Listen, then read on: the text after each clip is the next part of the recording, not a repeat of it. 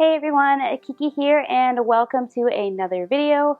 Sorry for the bit of delay as I had a bunch of videos I would have liked to get out sooner. However, it took me a while to realize that my mic was defective and I was here thinking that I just didn't know how to use it. And anyways, I have a replacement one now and it works fine, so that's great. And I'm excited to get to making some videos. So first up, today's video is going to be about 5 tips to stay motivated for cosplay, costume making. I'm sure you could take some of these things and relate it to other arts in a sense. And I'd like to also bring up just some conclusions I have at the end of the video if you want to stick around. So if you're interested in learning some tips that I personally use myself and I hope help you, please stick around for this video.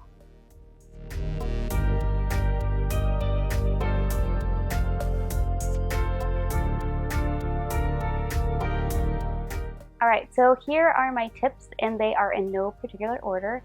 And I hope some of these help you. If you haven't tried them, some of these really work for me. So especially in the time right now with everything going on and not having any conventions and shows and stuff, it might be really hard to really want to cosplay or make your costume. So I hope some of these things might just get you excited to create again. I know I have seen some more exciting things in my feed with people working again on cosplay and making and stuff, and I think that's kind of snowballing and more people are working and starting to create stuff again. So I hope this video also kind of adds to that and people can kind of get back into it. So tip number 1 is being inspired or getting inspiration. So in getting inspired, some things that work for me is I do have a Pinterest board. I know other creators have a Pinterest board because, like, oh my god, there's so many beautiful things on Pinterest. How could you not have a Pinterest board? But if you're not on that website, I definitely recommend checking it out. There's so many absolutely gorgeous things.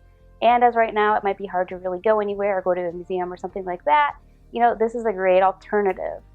Also, I am a huge fan of the Game of Thrones costumes, and I did get the book gifted to me when it did come out, and it's one of my most prized possessions, I would say. I absolutely love it, and I think all the costumes in there are absolutely gorgeous. So looking at books and things like this are something I also personally enjoy doing, and hopefully you can find something that inspires you. So hopefully these tips can lead you in the right direction to kind of get inspired to get back into creating by just looking and researching those types of things. Alright, tip number 2, I'm going to call this tip the get hyped tip. So something that I think sometimes really all of a sudden you just get this like super excited, I'm going to make this thing, and maybe just like throw everything else aside, is when you get connected to a character or you see a character and you just instantly have to drop everything else to make it. So, you know, watching new shows, anime, movies, video games, getting into something new can sometimes really spark an interest into making something and really kind of start to get excited about creating again. Just sheer connection with the character or maybe just the look of the character.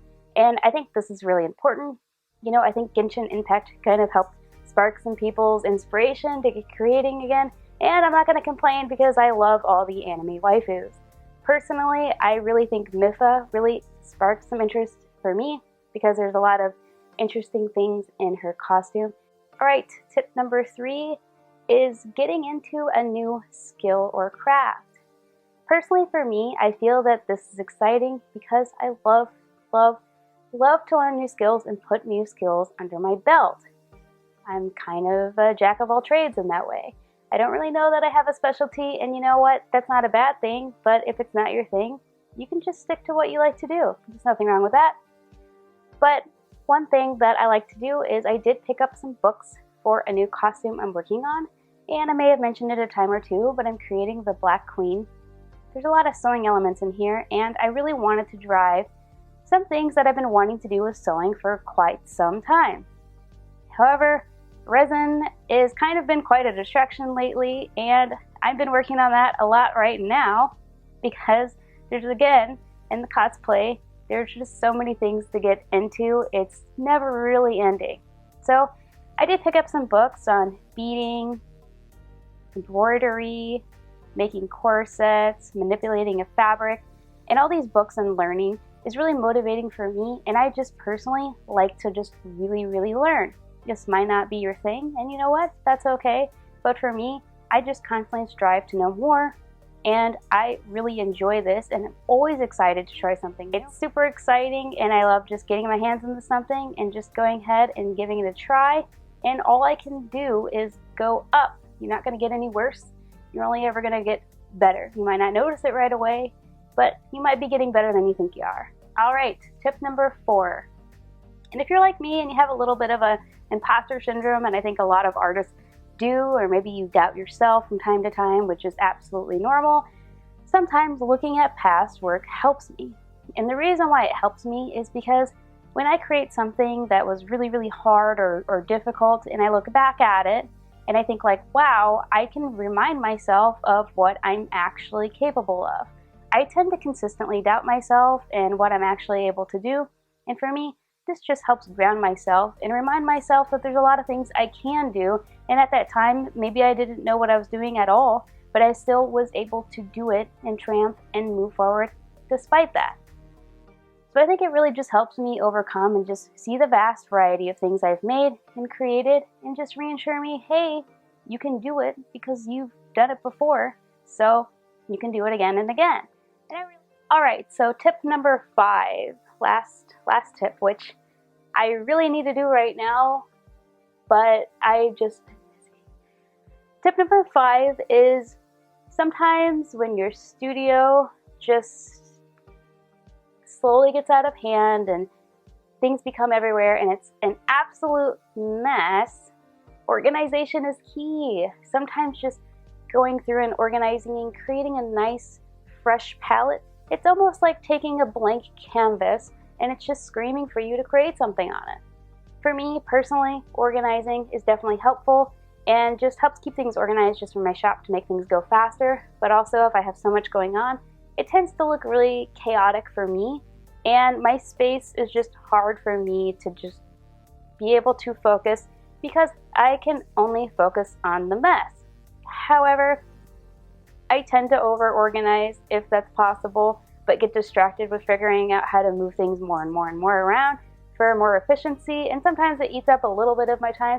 So I'm personally trying to find a balance. So my studio for me is currently in absolute chaos, but I'm trying to just learn to let it go a little bit so that I can actually get some work done and not work too much on organizing, if that makes sense. But overall, things are organized enough to where I can still go around and know where everything is, and I have open tables to work. So I think it's a good balance for me, just something to think about. I do have all these different drawers and I have labels on them and try to organize everything and keep everything in the same spot. However, it definitely needs to be kind of gone over again, but I think it's also a part of being the jack of all trades is that you definitely have a lot more tools and a lot more stuff and a lot more things. So there's, stuff that comes with wanting to do everything. You just kind of also end up owning everything, and so it's a little bit of a balance necessary. All right, so that is my 5 tips. And I know there's some other things that can just generally help you get out of a funk. I didn't really go over these things. I'm sure there are many things you've heard before, like work on your sleep, drink a lot of water, exercise, eat healthy, go outside, go for walks. Of course, mental health is always number 1, so you might need to dive deeper to figure out maybe why you're not motivated, and be honest with yourself and just maybe ask yourself some questions about how you feel about cosplay or where you are with cosplay, or maybe there's some things that you don't really enjoy with cosplay anymore, and that's okay. I think it's always great to self-reflect and remember why you got into it or what you love about it, or maybe your tastes have changed with what you want to do with it, or you know what, that's okay too. So I think it's important to just ask yourself what you want out of it and what direction you want to move. It's never a bad thing. But I hope people are really getting motivated and creating things, and you might be like, well, those were all great tips and everything, but nothing's going on, so what's the point? And there have been a few comments like this, and I feel that you have to figure out ways to kind of work with what you have. A few things that I'm just going to throw out there is if you're a competitive cosplayer and you like competing, there are a lot of online contests going on, so I definitely recommend that. If you have a suggested cosplay contest you would like to recommend or post below, feel free. I know there's a lot of big conventions that are doing that now. Of course, this may not be everybody's thing, but it might be inspiring to watch or exciting to watch if you don't want to participate. But if neither of those things interest you, there's still the ability to do photo shoots safely and with a distance. I think it's great to reach out to different photographers, obviously, safely, just be honest with your expectations before you go so that there's no confusion, and always bring a friend or someone else that you trust and let people know where you're going. Safety, of course, is always really important in the community, and please be sure to keep that in mind. But there's a lot of opportunities to do outdoor photo shoots and other things like that. You could always get into self-shooting. I know that's a kind of a big thing, but cell phones have gotten really advanced with their cameras, and they're not really the worst. A lot of people are really into the TikTok, things like that.